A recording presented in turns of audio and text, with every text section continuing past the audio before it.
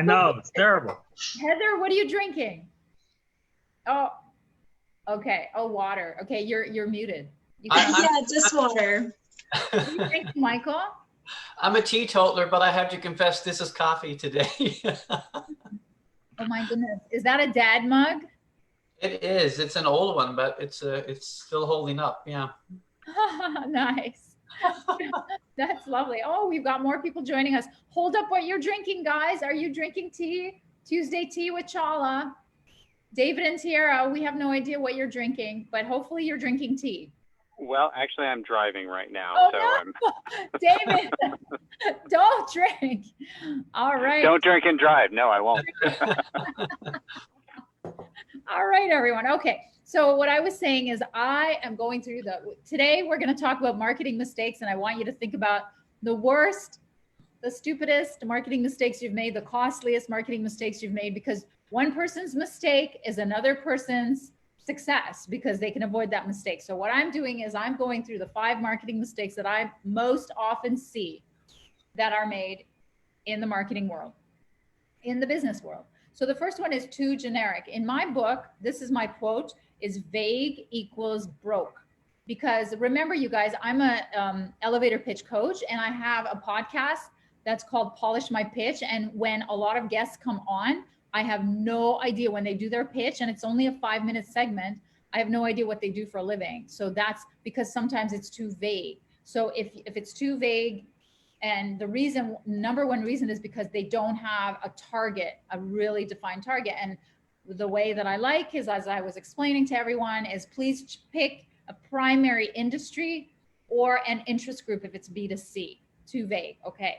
So then, and by the way, you guys, I'm going to go through and teach all the steps of how to figure out your, what's called your super niche, which is your target and your sweet spot in the market in my upcoming, it's how many days now? It's next Monday. So is that 3 days, 4 days out that we're going to start on Monday? It's 6 days, it's 6 days. And it is called the Lead Gen Masterclass. So if you haven't signed up, it's literally, I'm going to be with you for 9 days. Well, 8 days, we're taking Sunday off. So 9 days, 20 minutes each day. And it's called the Lead Gen Masterclass, leveraging your elevator pitch. And maybe Crystal, later you can show us a screen share of the sign up page. But so let me get back to marketing mistakes. Okay, next one. And then you guys are going to get to introduce yourselves. And once we've done a round of introductions, then we'll go to your marketing mistake, the one that you regret the most. Okay, let me get back to my marketing mistakes. Number 2 is that you're not a specialist, or as I think Crystal's counting them back like Letterman style. So we'll do it, we'll count backwards. Not a specialist in one problem. So if you're not a specialist in one problem, then again, you fall into the too vague, too general, trying to be too many things. Now you could absolutely do more than one industry, more than one problem, but in order to hook interest, you need to really focus and specify, because unfortunately confused minds don't buy, and too much information confuses minds. There's a test that they did called the JAM test. It's called the paradox of choice. They gave 6 jams to make a choice of purchase, and they gave 2 to another group, and guess who bought more? The people who had 2 jams bought more, because the paradox of choice is you cannot make a choice, or you buy less because you're paralyzed by the number of choices. I mean, how many hours do people stream on Netflix before they pick a movie? Sometimes they never pick a movie, right? So that's the paradox of choice. Okay, number 3, the marketing mistake is your messaging is not based on pain. And the reason why this is a mistake is because 70% of human beings purchase based on problems. If there's no pain, there's no sale.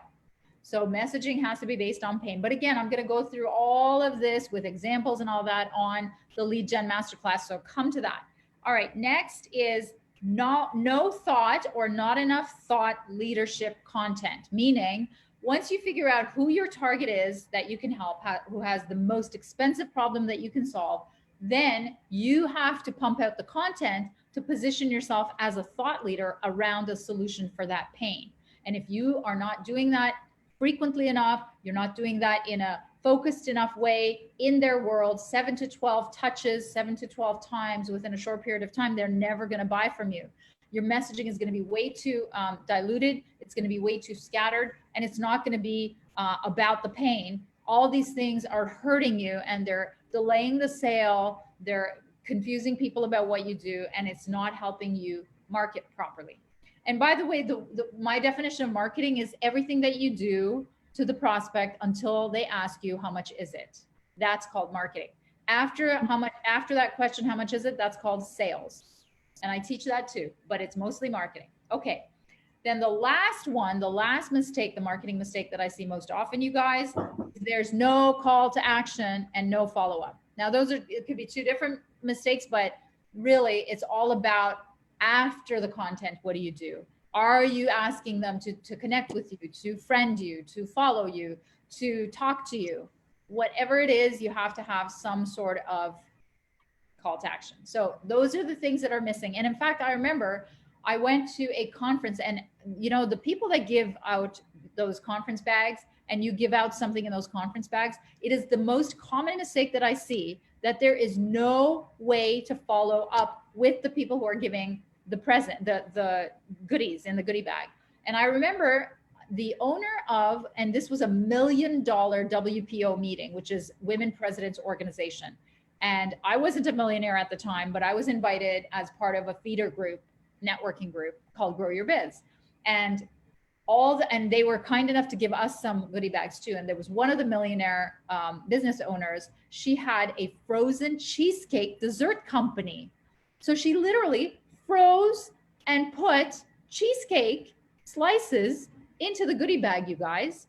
And it was frozen hard enough that it didn't thaw until we got home. So that was okay.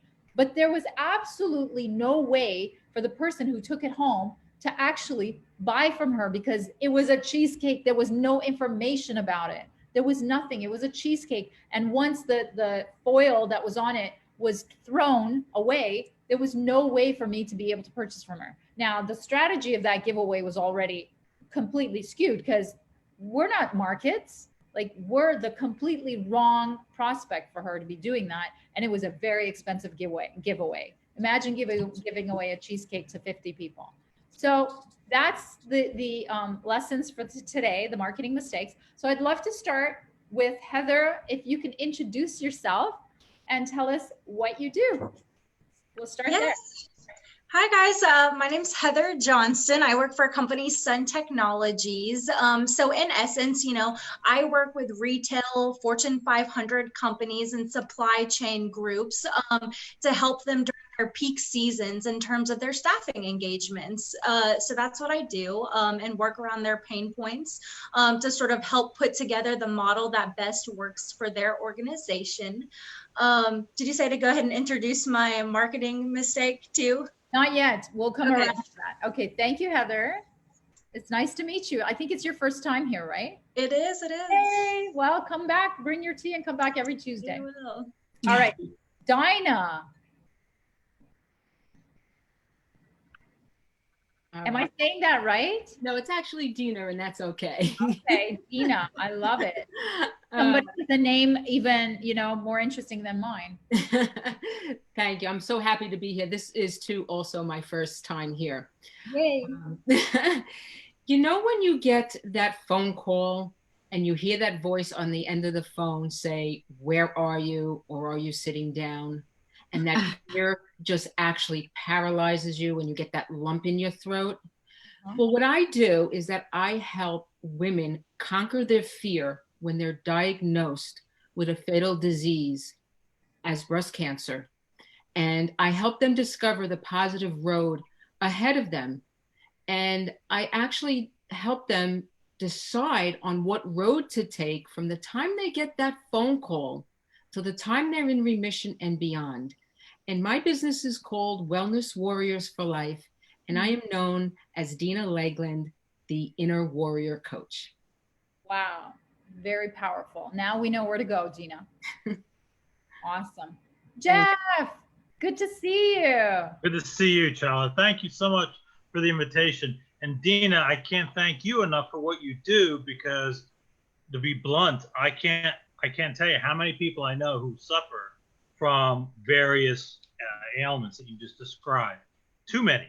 And all of them are in a funk when they first hear the news. And so Yes. you offer a really valuable service. Thank you for doing that. And by the way, what borough do you come from?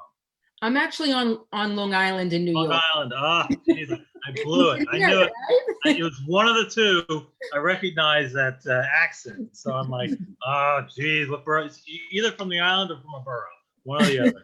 So my bad. But good afternoon, everyone. My name is Jeff Englander, and I lead a team at a company called Cumino.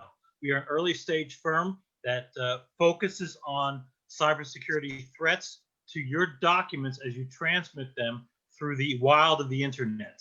We place a a digital security chip inside those documents, whether it's a PDF or a JPEG file or a PNG file for graphics. And when it's received by the intended receiver, we will let them know, the receiver, whether or not it has been modified, that is pulled off the internet, modified by a cyber attacker, and then put back into place into the server and on its way.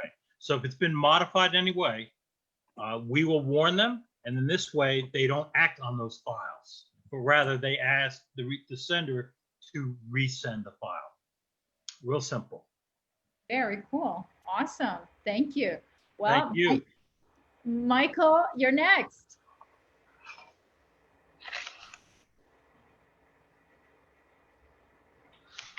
Okay. Oh, sorry, the audio was cutting off. Michael Doyle. In a nutshell, I'm a speaker, author, and coach, and I exist to unlock potential in other people. I tend to work with awakened entrepreneurs, conscious creators, anyone that's looking to launch a vision or they have a vision that's for the greater good. And my gift is clarity and flow state. So I basically help them reduce stress, lower overwhelm, and just really help them have more fulfillment while they work towards the things they want to achieve. So to me, it's about the journey's supposed to be fun. If you're not having fun, you need to reassess how you're doing things. Very nice. And Michael, may I say, that's another shirt like that. Oh, thank you. Unbelievable. How many you have, I don't know. But it's, you pull one out every Tuesday. It's amazing. Yeah, I'll have a different one every Tuesday. I'll see what I can do. Awesome. Now, well, for the Christmas, we're hoping to see a Christmas one soon. Well, I have one of those too, a Christmas sweater. You guys, we should have an ugly sweater one. Yeah, we should absolutely. all wear like an ugly sweater one. We'll do it for the Tuesday just before the last week or just before the Christmas one. Okay. All right, Janine. Hello. Hello. So happy to be here again. Yeah, my first time too. Yay. I don't have a polished elevator speech. That's okay. Forgive me. Oh, don't worry. But I have multiple hats, so sometimes it's difficult for me to be very succinct in what I do. But primarily, I am a holistic nurse. I'm a certified health and wellness coach, and I have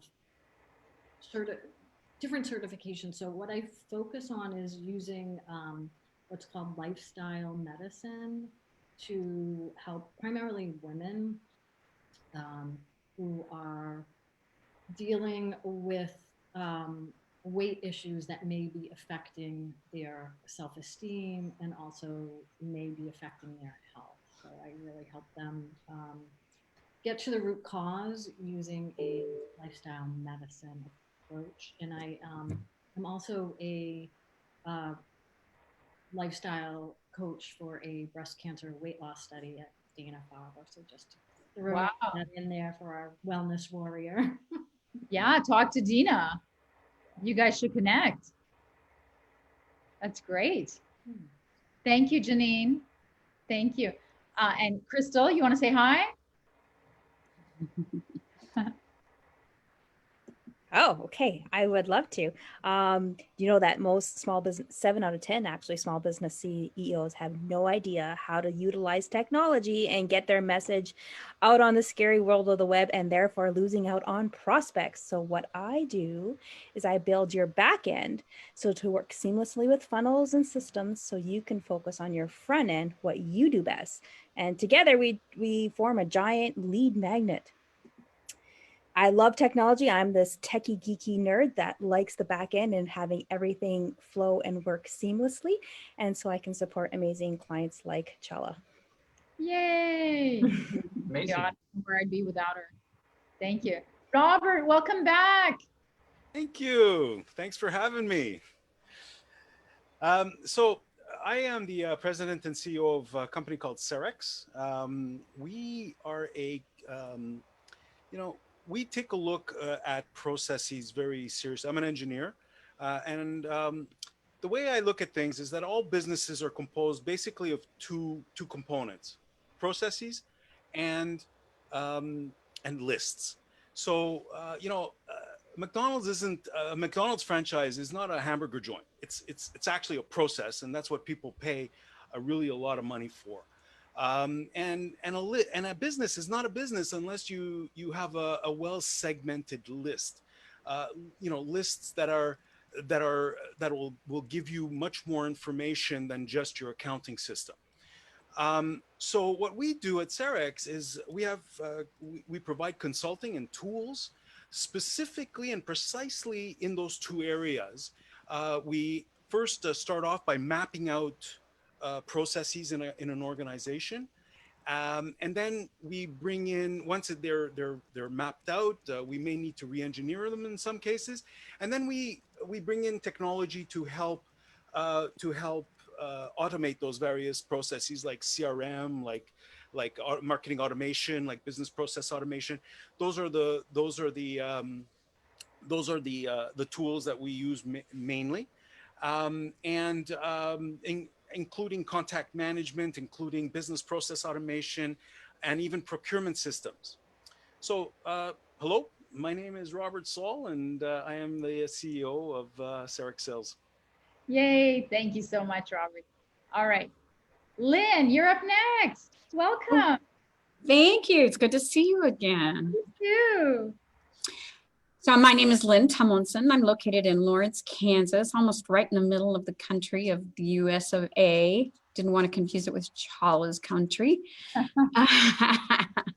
And I work with association staff and small business staffs, the leaders who are sick and tired of wonky team dynamics and drama. And they want to have everybody fly in the same direction and be on the same page. And they're continually just slam at each other. And it's even more of a challenge now that so many people have gone to remote and virtual work from home, because you don't get to communicate in the same way, and the way these teams were communicating before wasn't so great. So what we do is work with the leaders and their staff people to understand themselves better, as well as understand each other better. And it's really cool because by the end of our working together, they get along because they know how to communicate with each other and focus on each other's strengths, so that sometimes they even change jobs descriptions because they've been having the wrong stuff on their plate, and that's what makes them so cranky. So that's what I do. Thank you, Lynn. So good to see you again. You too. Now it's going to be the next Lynn, the other Lynn. Thank you. It's so good to be back. The last week was the first week, and I wanted to make it a point to make sure I was back this week. Yay. Because it was a wonderful experience. So thank you, Chala. Yay. What do I do? Well, my clients call me the identity coach. The reason that they call me the identity coach is because my experience in all the networking that I have done is that a majority of the professionals that I've been exposed to constantly say, I can't do this because I have to do that. With this technological world, no one's able to leave their jobs. No one's actually able to leave their homes. And so what happens is they get caught up in all these have-tos. So what do? I help them kick that have-to habit. I help them put themselves back on their to-do list so that they can redefine their ROI in all areas of life. And how I do that is by helping them look inward for the first time in a long time and discover that secret identity, that inner core that they have that makes them stand out from everybody else that does what they do. Very nice. Love it. Something everybody needs. Yeah, I know. Michael's agreeing here. Awesome. Thank you for coming back. Yay. You know, you guys, my vision is like 1,000 people, right? We have a little bit to go, but you know, I believe it's going to happen. Duncan, welcome. Hi, everybody. How is everybody today? My name is Duncan Littlefield. I'm really fortunate to be here. And normally I'm at my office, but we unfortunately went under a flood about 3 weeks ago. So we saw about a foot of water in our building. And so currently I have my coworker here with me. Her name is Bella. And no, happy to be at the home office, which is really the guest room. But anyways, I am CEO of the, that's not Bella, surprisingly, but I am the CEO of Littlefield, and currently that operates as its own company focused on building profit-focused companies by being the attention engine for today. So currently we have 4 companies under our umbrella, and that I own 100% of, which are the Littlefield Company, Large Forest, Paper Airplanes, and Sidecar. And we also work with small companies, startups, where we take an operating cost and an equity percentage into the company to help them grow. So we're having a blast. We're telling undertold stories by delivering scalable content for purpose-driven companies, and it's a lot of fun. I tell people all the time I'm one of the luckiest people that they'll ever meet, and I genuinely believe that. So Duncan, is it more marketing, or is it like, you know, VC startup? Like, what exactly is it that you do to be profit focused? Right now, it's a lot more marketing, but with the parent company at Littlefield, we're currently in the middle of raising a round. So we will be able to not only start other companies, we'll be able to invest into other companies, but also we will be able to then at that point bring a group of advisors, executive team leadership to offer whatever that company needs to build profit. So if it's looking at e-com, great. We don't play in the e-com space right now, but we will bring somebody in on an advisor level to be able to then offer that resource to somebody. And our goal is 100 companies with 1,000 employees. We have similar goals. Yep. And that's why I'm happy to be here. Yeah. Awesome. Where are you based out of, Duncan? Charlotte, North Carolina. Oh, very nice. Oh, I bet it's warmer than here. That's for sure. It definitely is. It's not warm, but it's definitely warmer than New York. I'm in Toronto, so even worse. Okay. Definitely, you know, I thought, yeah, yes, very much warmer than Toronto right now. Very nice. Thank you. Nice to meet you. Just had snow. Yeah, it was snow. Exactly. Tiara, welcome. Hi, welcome. I'm very, very happy to be here. I'm Tiara Bonds in Seattle, Washington, and I own a company called Take Charge Consulting. I have been following you, Chala, for a while because I don't have an elevator pitch, but here it goes. So I help my clients achieve their credit goals and get them into their dream home by cleaning up their credit mistakes that they have made in the past. And then I also started a new service that helps people launch their businesses. So anything in the process of validating business ideas, brainstorming business ideas, all the way to actually launching your business the right way. So Tiara Bonds with Take Charge Consulting. Nice, very nice. You did pretty good. And by the way, you guys, for those of you who have not been a guest on my podcast, you're all invited. Please come. You know, Crystal, if you can give them the link and give them the free code, you bypass the fee and come on, and we can polish your pitch and give you some visibility. And then there's a deep dive portion, which is 20 minutes after. I think, Michael, you're signed up. And the other Lynn, oh, she's gone, but Lynn's done it. And I don't think anybody else has done it, but yeah. So yeah, Tiara, get on that. All right. Okay, David, I'm worried about your driving. Oh, that's going okay. So, no problem. Right. But, Tell us. What I do now is not what I intend to do after the first of the year. So what I intend to do after the first of the year is go back to helping small and medium-sized software companies develop, operationalize, and derive revenue from artificial intelligence and machine learning. Because the small and medium-sized companies, software companies in particular, they are, a little bit lost, a lot lost in the marketing spin and the buzzwords and just the hugeness of the potential of artificial intelligence. So I work with, senior leaders at those companies to create very point-specific models, function points, predictions that their customers will actually pay for. So take it from data to revenue for small and medium-sized software companies. It's good to see you here. Good to see you. Thanks for having me back. See you. Yeah, that's true. See you. Yeah. All right, awesome. Well, thank you. All right, everyone. So let's all go through and let's do okay, I'm not going to say stupidest because, I tell my 11-year-old it's not nice to say that, but the most expensive marketing mistake you've ever made. And it could be anything as simple as like a Facebook ad that didn't work, or a trade show exhibit that didn't work, or a keynote that didn't convert, whatever. Remember, marketing is anything you do to the prospect until they ask you, how much is it? All right. It could be giving them bonbons at your trade show table for all I care, but let's go through and let's start with Dina. Oh, I guess my biggest marketing mistake was hiring the wrong VA. Oh, tell us about that. What happened?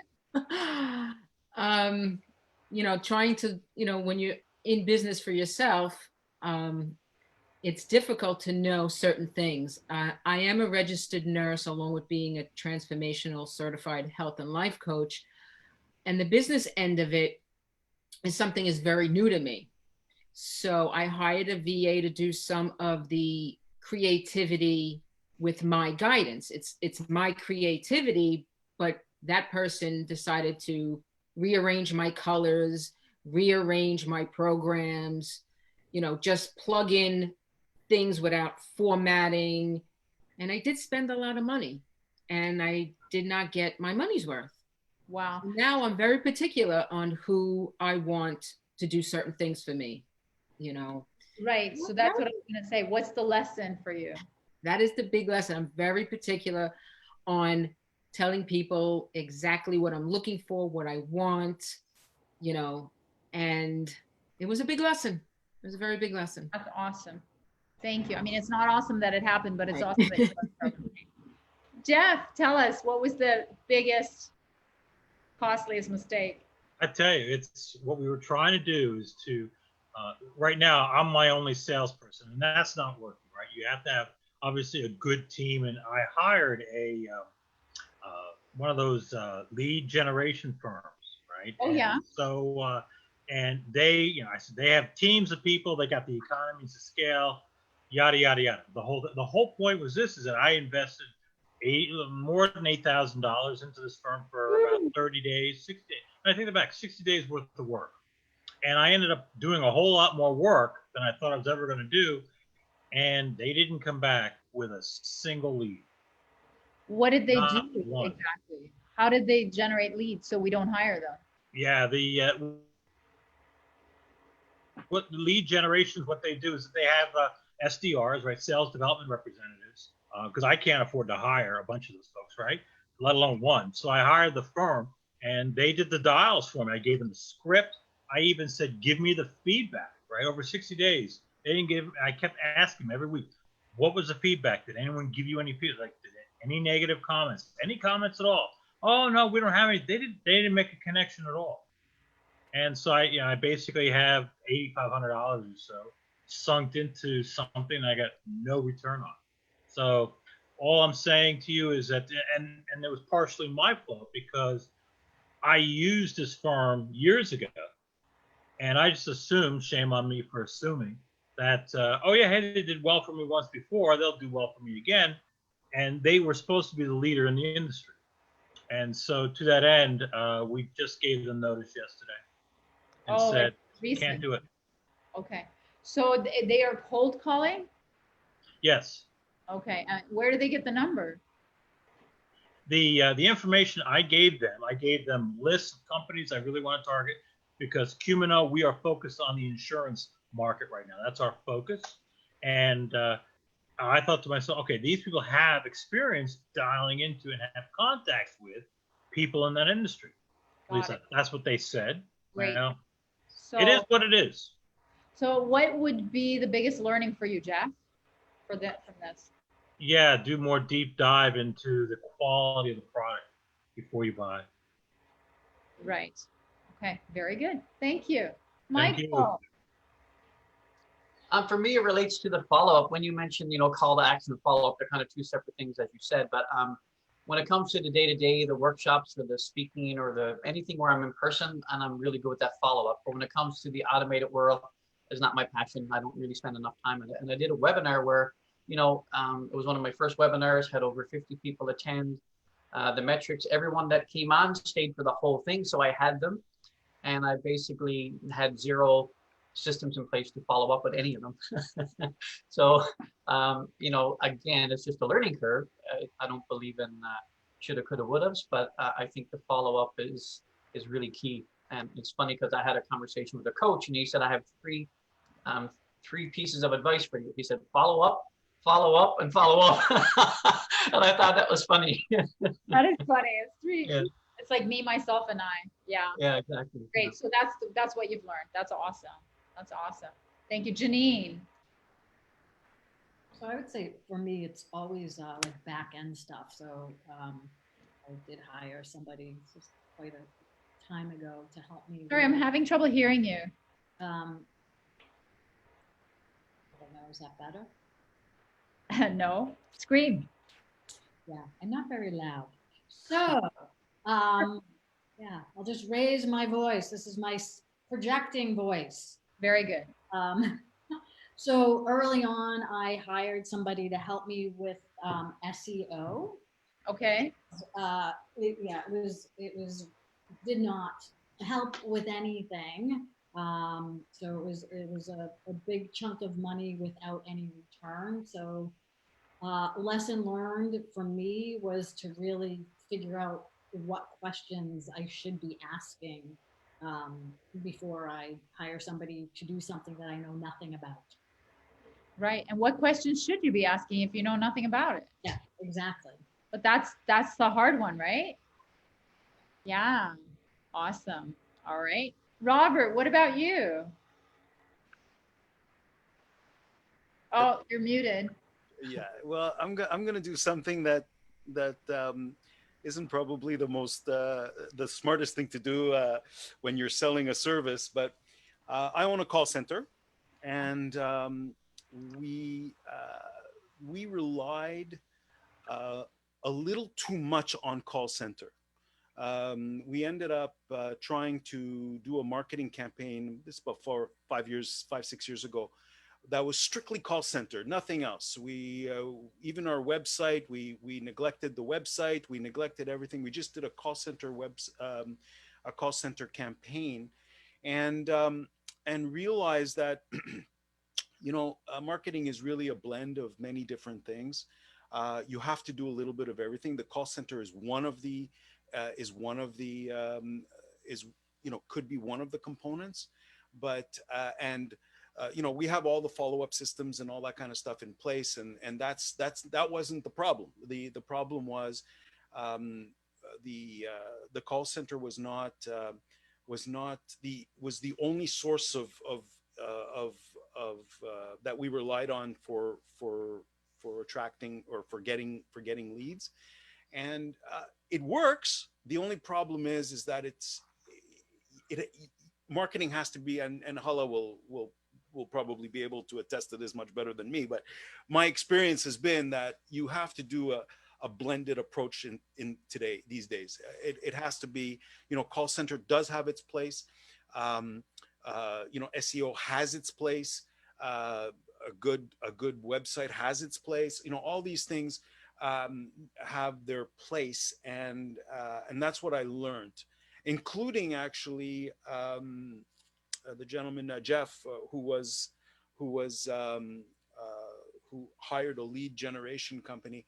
We have had good success with one of the lead generation companies that we're working with, and it's been interesting. So we're mixing it up much more, and our funnel is much fuller these days, including networking. Like these sessions are very, I find they're very important, even though some people say, why are you here? Like I mean, it's just you seem like you've got everything going in place and everything is in place. But the thing is that it's got to stay that way, and you got to continue making the effort. But that was the biggest mistake I made. This was about 5 years ago, and we've since then corrected it. So Robert, who's the lead gen company that's working? Not who, but like, how are they doing lead gen? Are they doing cold calls like for Jeff? No. We do that. Okay. They are just providing us lists. Oh, got it.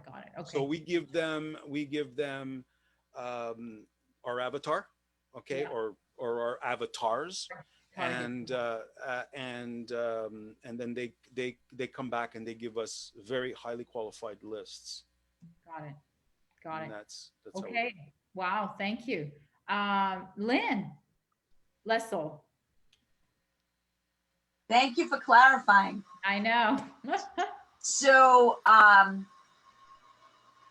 my biggest regret in marketing, I'm going to say that when I first launched myself under my own company name, based on the experience that I had as managing two wellness centers, I went with the hosting company that I used, that I worked with a representative, not from that hosting company, but someone that was handling our website. And I redesigned the website, and I believed I had a good handle on this particular hosting company. And it provided like everything in one. And I'm a very technical type of person. I learn a lot of the tech stuff. So I'm very hands-on, self-taught, and I believe that I can do it myself. Well, the biggest mistake that I made was that I prepaid for 5 years, got a great price, and the platform for a website was WordPress. And they offered you all kinds of templates and all kinds of other things that you can do on your own. And for some reason, every time I went in to try and figure it out, it just seemed too much on my plate in the moment. And so I went a long time without ever using any of that until I finally started researching, hiring somebody who knew WordPress to create a website. And I was doing everything in person. I'm a member of 2 chambers, so I was doing a lot of in-person networking. And I felt like, okay, so I could just do everything in person. It's not that important to have a website. Then COVID hit. And I said, okay, everybody's been telling me they can't find my website because I had an extension, I had domain names. And I was like, I just did not have the head to learn it. So ultimately, I ended up finding just the right person that was definitely cost effective and did a great job on my website. But I had no website. When I prepaid for 5 years, it was probably 1 3/4 years before I ever got actually almost 2 years before I got my website launched, because I had to hire somebody to do it. So what's that mistake? I wish I would have looked into it a little bit more and realized that it wasn't going to be something that I could do myself. And maybe I would have taken a different route that would not have been so much money up front to prepay for 5 years and just worry about having my domain names and my email and worry about the website later on. So ultimately, it all worked out. And the other thing that's connected with that, because I didn't know enough, is that when I finally got my website up, everything was running very slow. So when I called the hosting company back, I ended up having to upgrade my service so that I wouldn't have that problem, because I did not really understand that there was a difference. And I ended up having to put out another $750. So I was just going to ask, how much was the, if you don't mind me asking, how much was the 5-year thing? It was like $500 and something. It came out to like $595 a month. I had unlimited emails. I had like everything for the hosting, including to be able to develop the website. But the thing was that second part of what I didn't understand was that I was joining like multiple people on a server. So depending on what you do, like if I was just to do, for lack of a better way to explain it, an electronic brochure, where it's just like a single page just to put yourself out there, then it probably would have been adequate enough. But I don't roll that way. It's like, for me, it's all or nothing. So I have a bunch of different things, components in my website that slow it all down. So I really needed a different package, didn't talk to anybody about it because I did it all on my own. I had to upgrade so that I had a better package and I wouldn't have to worry about all that.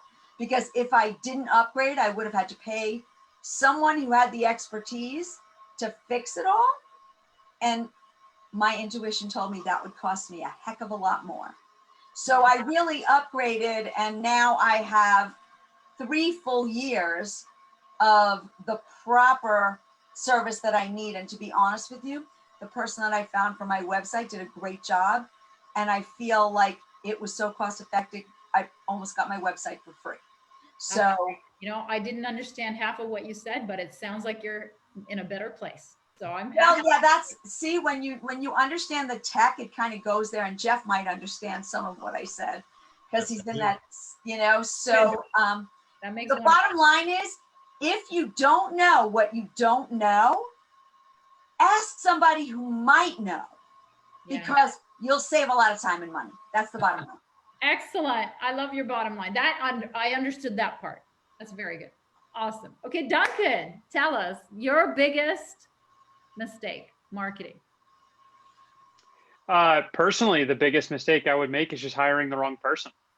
Like across the board, that's, you know, it's so much time invested into having them understand your brand, having so much time invested to build them and develop them, to not necessarily speak on your behalf, but to speak for everybody else, a part of your company, as well as the clients that you serve. And, you know, today's world, it's super, super important. And that would be the biggest thing that I have wasted time and money on, is just hiring the wrong person. And yeah. How would you hire differently now? You know, that's a great question. And I've been wrestling with that for some time, because if I had that answer, I think I would bottle it, sell it, write a book, and be, you know, like a top of the list. You know, New York Times bestseller, Duncan Littlefield. But the reality is that so far of where we are as a company, we're still very young. We're about to finish year 3. And I have hired on one simple principle. And I call it puzzle piece 277. So if you look at an applicant, it's, the concept is you have this box of the picture of what you want the puzzle to end up as.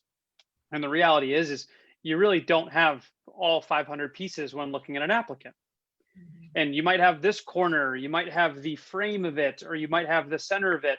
But I always look for one piece, and I call that puzzle piece 277. And that for me is the word grit. If you have grit and you can get down and like get to the bottom of something and work hard to get there, figure out what the linchpin is, or figure out where the problem is, and really be a problem solver, to not just go, I have a problem, somebody fix it for me, but to go, hey, I tried this didn't work. Hey, I hit this wall. Guys, I just need somebody's help. But that first step of going, okay, let me work through this right now, it's critical for me as their support and as their coach, because if they don't have that, then I can't work with it because I don't understand it. Like the concept of mediocrity is so far lost for me. I don't get it. If someone's not going to like push through and, you know, hustle or grind or whatever, that's not the right word for me, but like someone who's really just going to be motivated and walk through the dirt and walk through the mud and with me, it's that's the person I look for. So we're working on now kind of understanding how to identify that a little deeper than just being like, hey, do you handle tough situations well? Everyone's going to say yes to that. Sure. Yeah. So we're working on kind of like those unique questions to actually identify that very early. Very cool. You know, there's a book written about grits, right? Mm-hmm. Very good. And then I wonder if there's any like, you know, diagnostic personality tests, like Lynn might know because she's sort of. Yeah, actually, Lynn just messaged me, and I think that's what she's going to tune in on, because I was going to say the same thing. But no, I've actually been the end of the year. My goal is to really build out a strong sales team, and that's been a lot of those conversations. I've been talking to a lot of recruiters to like build up that questionnaire to identify certain things that we need to see. And they're really engaged with this term grit of like, you know, being your DNA and understanding how to get a problem solved. Like I joke and then I'll be quiet, but my COO and I are very different. My COO, if we stood at the bottom of a mountain and said, hey, let's go climb it. My COO is going to pack a backpack full of snacks and walk 1 foot right up at a time and just keep on moving. And like, I respect that, but I'm the one who's going to run around the bottom and look for parts to build a helicopter to fly to the top. Very different. And very much like how we look at problems and how we look at scenarios is very different in that space. But I can respect what he's going to do for him and his DNA and how he gets through the grit. Like his grit is just 1 foot after the other. Hey, we're just going to throw the backpack on and walk. And I'm like, nope, I'm going to figure out this and I'm going to have so much fun doing it. But if I get to the top, I'm going to like literally be the happiest guy because I just solved 2 problems, not just 1. That's awesome. Thank you, Duncan. My goodness. Tiara, tell us your most expensive marketing mistake. I think it would have to be a Facebook ad. Actually, no. So I launched a brand ambassador program because for credit, the best referral, and probably for any business, I'm sure, is word of mouth. It's a very touchy, sensitive topic. So if someone comes to me and they know someone that I've helped personally, or someone personally recommends them that they know, it's easy to close. So with that idea, I started a brand ambassador program. I wouldn't say that it was expensive. It was mainly just time, which actually is expensive. Yeah. That's very expensive. I put this program together with the idea to get brand ambassadors for my company. And it didn't go. I am still working on a email campaign for those brand ambassadors. But it just kind of fell through and didn't get any leads from that program. I've still got hope in it. Just there's a lot of things that I need to do to make it profitable. What's the lesson? So this was in April, and COVID, there was so much going on, and I was trying to help people, create another stream of income. But I wasn't ready for it. My business was growing then because people were worried about their credit and their finances. So that's where most of my time had to go. So I think my lesson is, even if the want is there, you've got to be realistic in time, and if you need to hire, and not take everything on. During the same time, I was starting workshops as well. So. Wow. Focus. That's the lesson. That's a great lesson. Heather, tell us the biggest, most expensive marketing mistake. So this one was pretty expensive, guys. So it's kind of twofold in terms of swag at a conference. So it was exhibiting at the AWS Amazon Web Service convention in Vegas last year. And it was the first year having a booth, and tens of thousands of people were going to be there. So as a technology company, the first thing that I thought was, let's have something sort of tech-minded in our swag bag to hand out to people, and then have something a little more generic. So after after Googling some different ideas, you know, on one hand, I ordered a ton of just bags with our logo on it. And then I ordered thousands of flash drives with our logo on it to hand out. But the flash drives were very cool because you could do it regular, or it had the other side where you could actually plug it into an iPhone or an Android phone and upload the flash drive stuff. Now, the problem came in two aspects. For the bags, where we were situated in the exhibit hall, and this is, you know, my own mistake, where I knew exactly where we were going to be in the hall, but it didn't cross my mind that since we were in the middle of the hall, people would have already gotten, because, you know, in my head I was thinking people will grab my bags and put their other swag from other booths in it while they're carrying around my bag with the logo on it. But people were already getting bags for their swag at the beginning of the convention before they even got to my booth. So on one hand, they didn't even need the bags because they had already gotten them since we were so far down the line. And then also a few weeks before this convention, there was a story that came out about some viruses being in flash drives. So when you plugged them in, they put malware on your computer. And so people were really hesitant, especially since it had, you know, to go onto your iPhone or your Android device. People were kind of hesitant to take these flash drives. And here we are almost exactly a year later, and you don't even want to know how many flash drives I'm still trying to get rid of. Every time I do a request for proposal and I have to include a digital copy, give me one of those flash drives. Oh my God.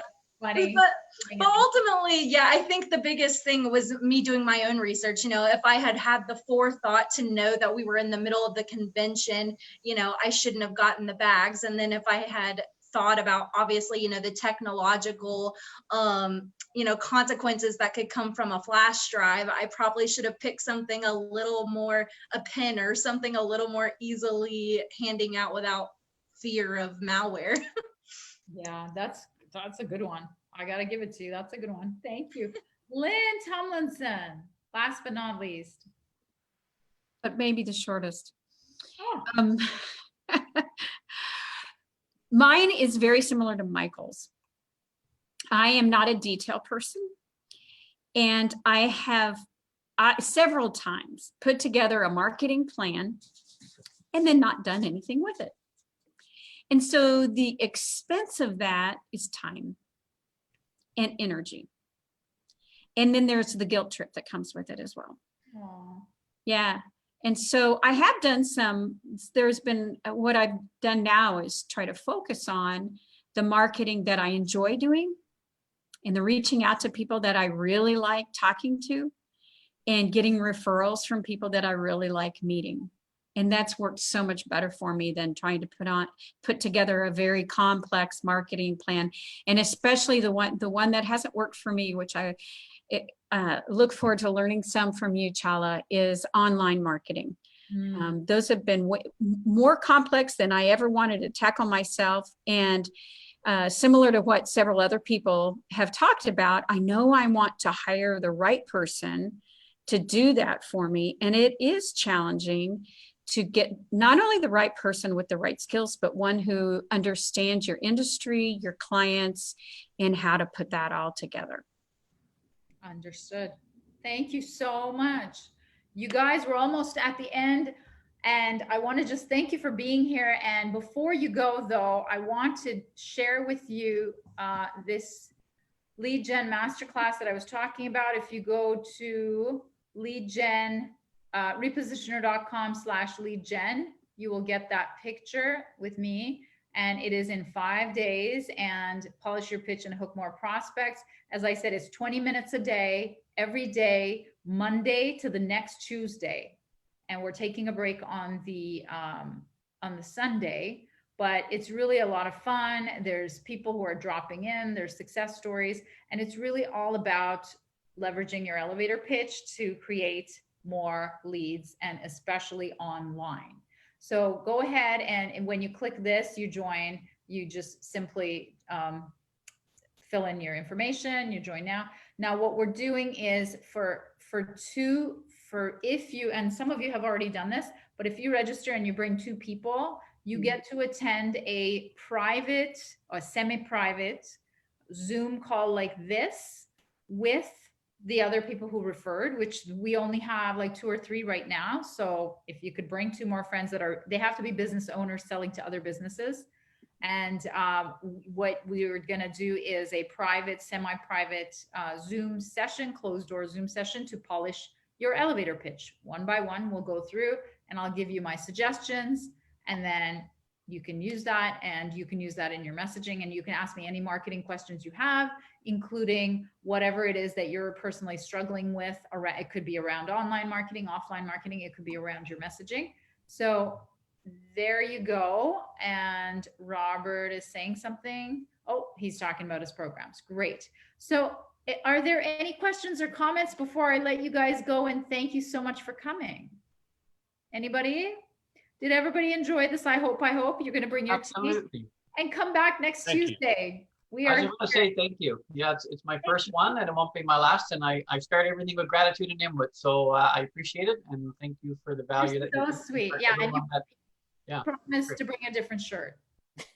Yeah, I'll have another flamboyant shirt. I promise for next week. And Duncan, maybe you can get a different color plaid. Easy. Plaid's not a normal look for me. I don't know what happened today. Well, thank you so much, everyone. All the best. Bye, everybody. I hope to see you Monday. If not Monday for the Lead Gen Masterclass, I'll see you on the tee. Take care. Bye, guys. Bye. Thank you.